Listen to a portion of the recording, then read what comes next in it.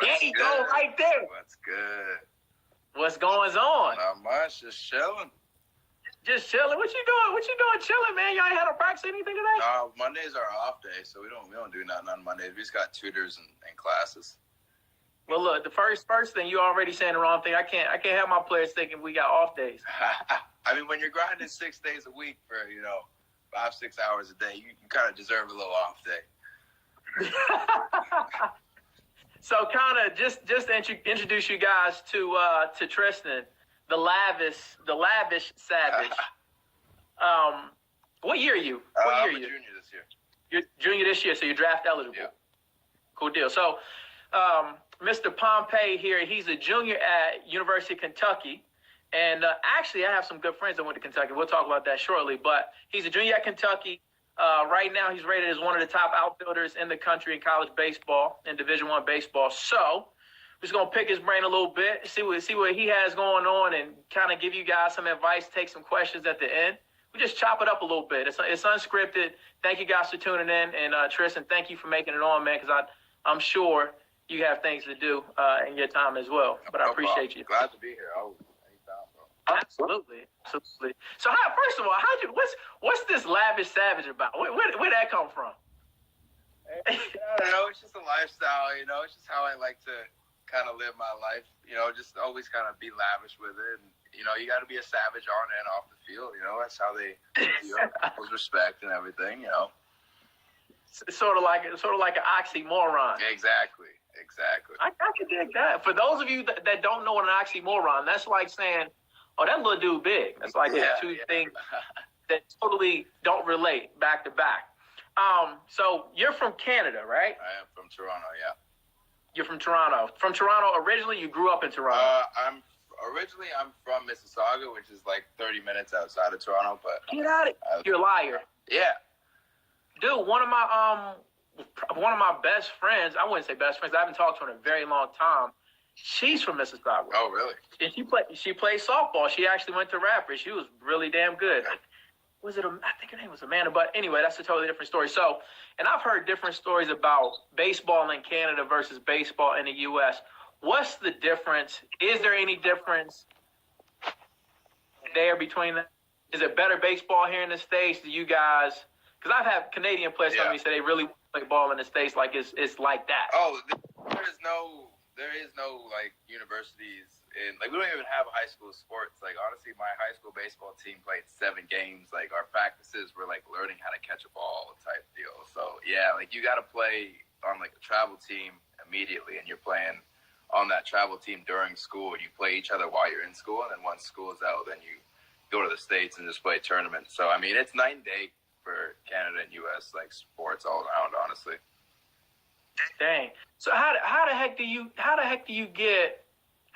gain an edge when you're not even playing high school ball? Because I think here in the States, like, travel baseball is the thing now. Yeah. You know what I mean? Like, you play year round, period.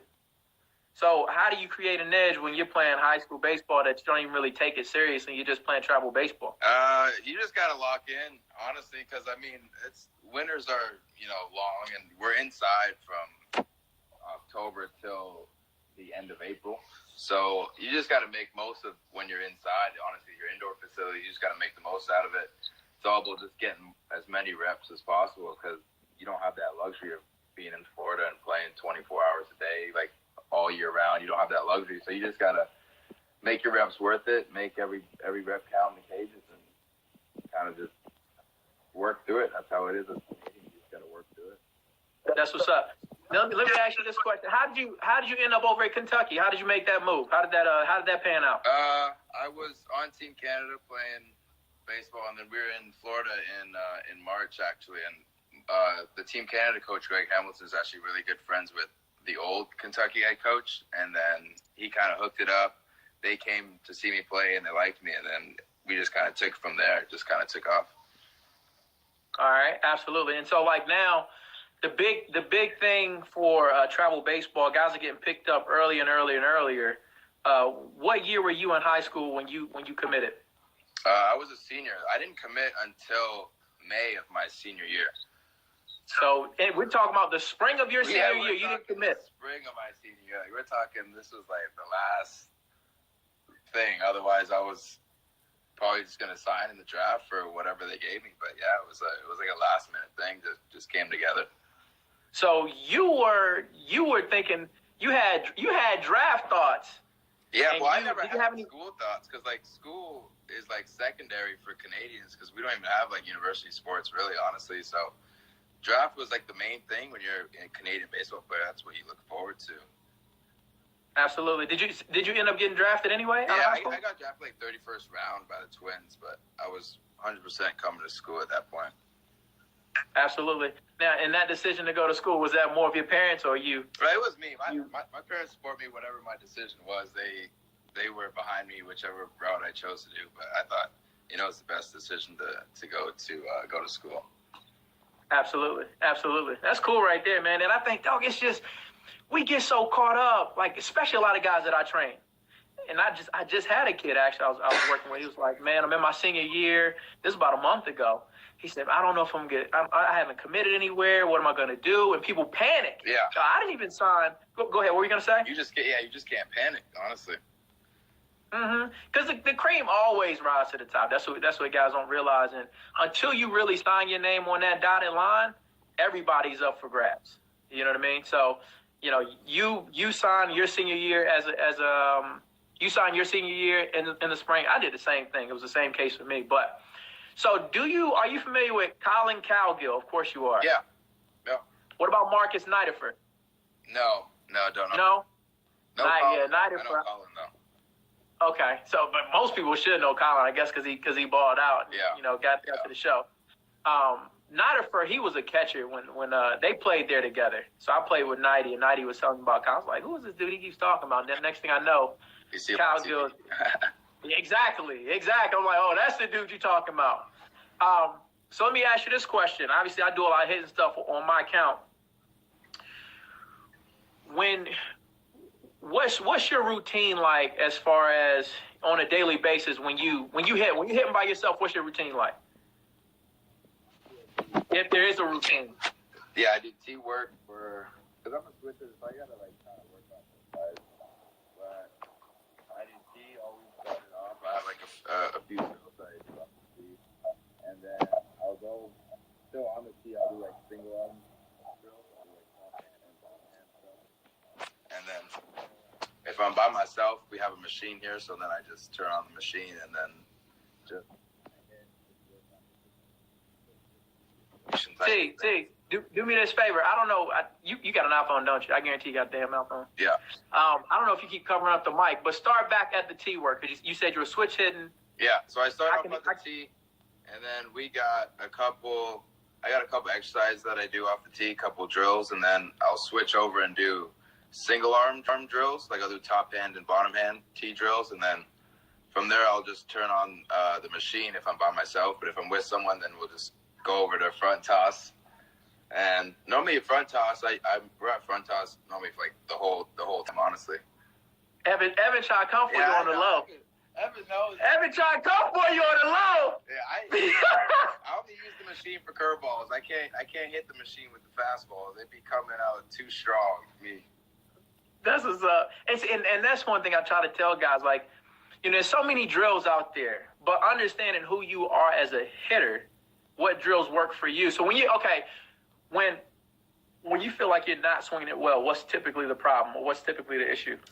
Well, for me, it's honestly my upper top. Like I will kind of spin my shoulders off the ball rather than keep my shoulder down and through the ball. That's what I noticed because whenever I'm not hitting well, I'll pull off a ball and I'll hit like either a weak fly ball to opposite field or I'll just roll over it. So that's the biggest indicator that, your shoulder's opening too soon and your hands are just like casting out over your body rather than, staying all together. Mm-hmm. So that's probably why you do a lot of one-hand drills? Yeah. I try to keep my shoulder in the whole time and just let the hands work. Let the hands work. And let the big dog eat. Exactly. I dig that. So what would you say? So you're at Kentucky. I see some of your teammates are tuning in. Yeah, they're that's what's up. Right now, yeah. Yeah, they in there. They on you. Yeah. They on you hard too. Yeah. You gonna hear it. You gonna hear it. So, what do you guys right now? Y'all obviously getting ready. SEC is a pretty strong conference. Who are you guys looking to be your top competition this year? Who would you say? I would say this year probably top competition is going to be Florida and LSU, probably just because they were the two strongest teams last year, and I think they always bring it to the house, bring it to the table every day. So but we got a good squad this year, man. I'm telling you, we got big things coming this year, honestly. Now, are y'all top heavy? Are y'all got a lot of older heads, younger, or what? You got a good mix. We got a lot of. Honestly, we got a lot of older guys, I would say, that are pulling through. A lot of juniors, a lot of returning guys coming that help the lineup. And I think our pitching is, like, probably the best in the country, if not the best in the country. Ooh, y'all heard it. Y'all heard it here first. We got some dudes.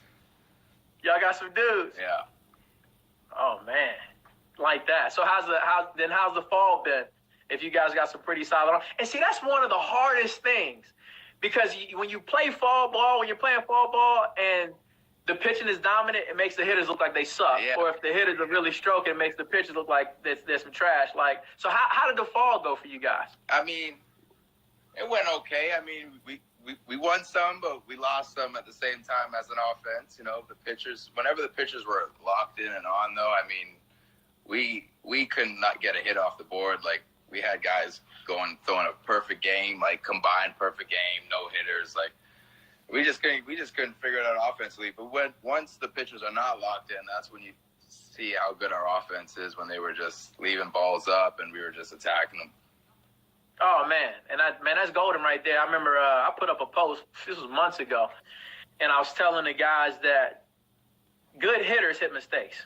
You don't hit good pitchers. That's not really how the game works. Yeah. So with that being said, right there, what do you, when you guys look at offensively, how you gonna do this year? What's gonna be the key to you guys going offensively? I would say, honestly, everyone's got their own kind of mindset about what they're trying to hit and what they're trying to do for the team. It's all like situation based on, who you are and what your game is. But the big thing that our team kind of emphasizes is, if the ball's up, like, do not miss it, because you might only get 1 to 2, maybe 2 every at bat. But if a ball is up, no matter what pitch it is, if it's a hanging curveball, if anything up in the zone, take your swing at it, because that's the pitch to hit. Anything kind of at the knees or below, it's tough to get extra base hits out of it. Absolutely. And I know when I played, obviously, it's in high school I didn't watch the stats. Then you get to college, you get home and you're looking at, okay, I did this today. What happened to my average for next week? What do I have to do? Are there any guys that you're looking at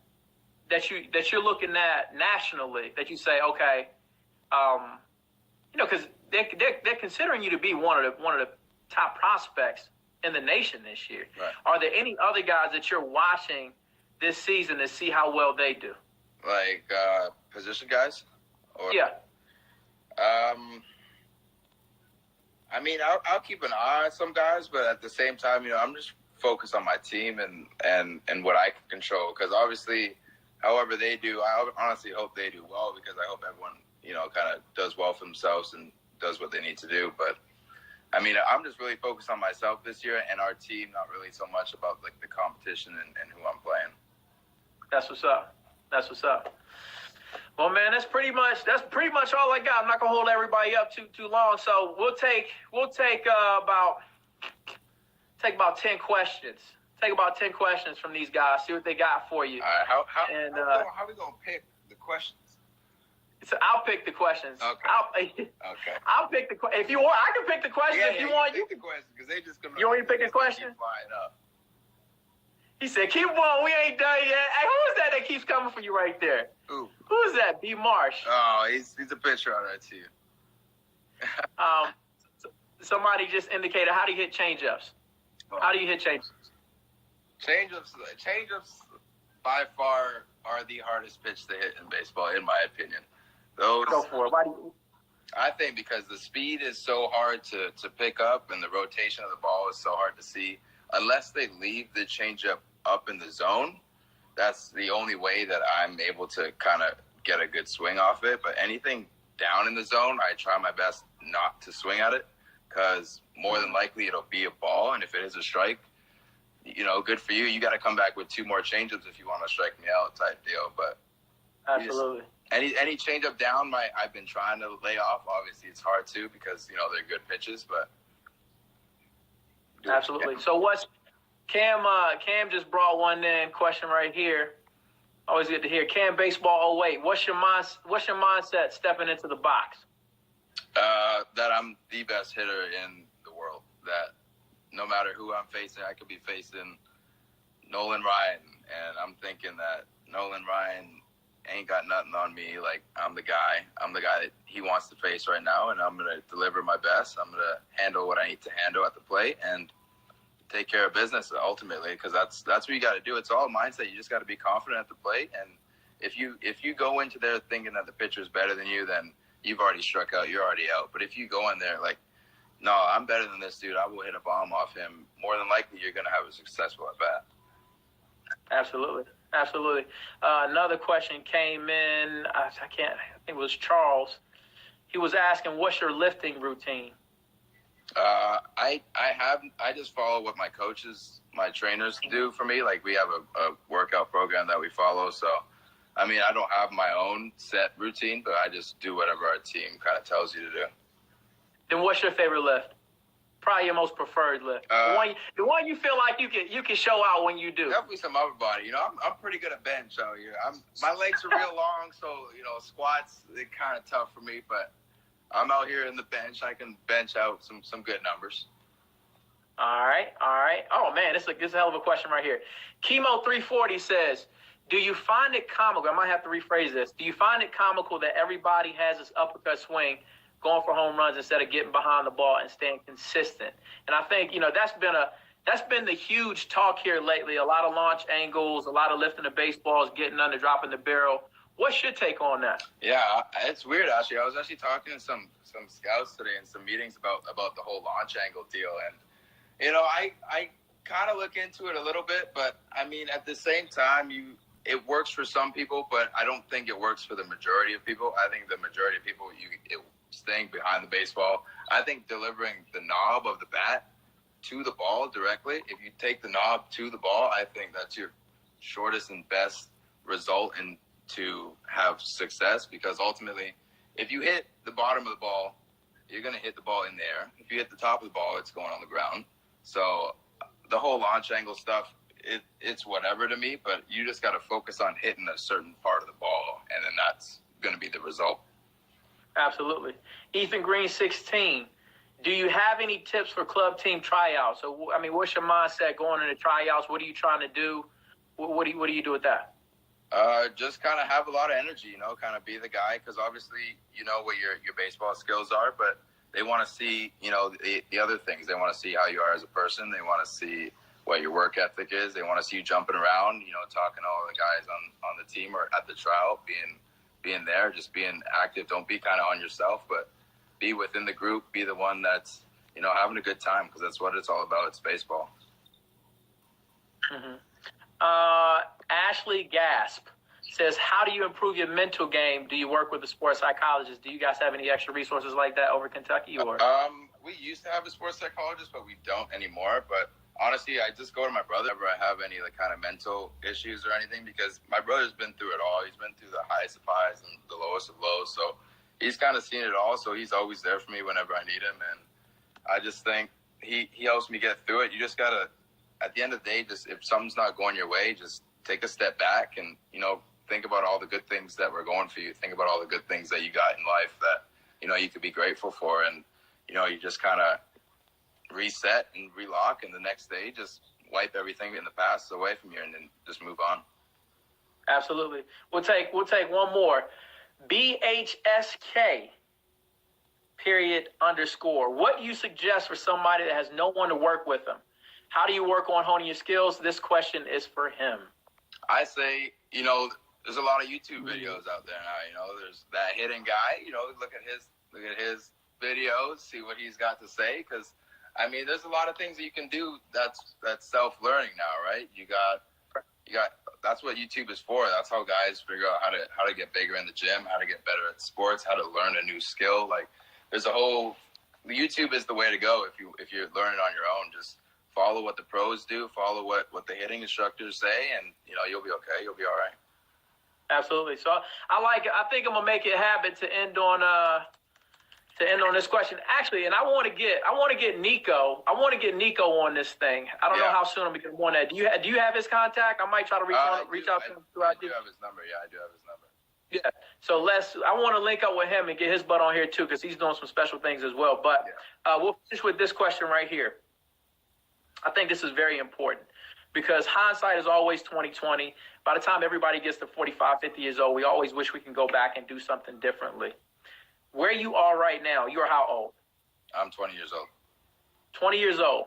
If you could go back and talk to a 16-year-old lavish savage, Tristan Pompey. That's probably before you was the lavish savage. Yeah, that was before I was the lavish savage. If you could go back and talk to that 16-year-old Tristan Pompey, what would you tell him? I would tell him, don't be so overconfident and just, keep working. Because when I was 16, I kind of thought I was like the big shot at my school and whatnot. And, I wish I would just kind of keep humble a little more and just keep grinding away in the gym and whatnot. Because I was always a pretty small guy. Always a good baseball player. I was just undersized and skinny. And I wish I just would just be committed a little more to the gym. But I mean, I try not to live with any regrets, and I'm still happy with the result. I'm happy where I came from, and as long as you learn from your mistakes and move on from them, I think you're in good shape. Evan White said cockiest dude alive as a freshman. Oh yeah. But hey, the game humbles you always. Oh, absolutely.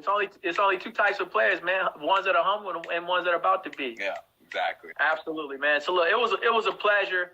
I appreciate you getting on this thing and being timely in your response. I actually had a kid that was supposed to get on yesterday and test his feature out. This dude didn't even show up. You got to be reliable.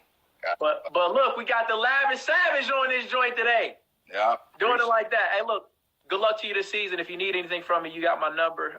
You got my IG, man. Let me know, all right? Thank you. And thanks for everyone tuning in. Appreciate all you guys. Absolutely. All right, guys, so that was the first installment. I hope you guys enjoyed it. Baseball University, Unscripted. Those questions come from the top, putting them on the spot. We'll try to do a better job of asking more questions or getting to some more questions next time, but I appreciate you guys tuning in. Brad, you some trash. Absolutely.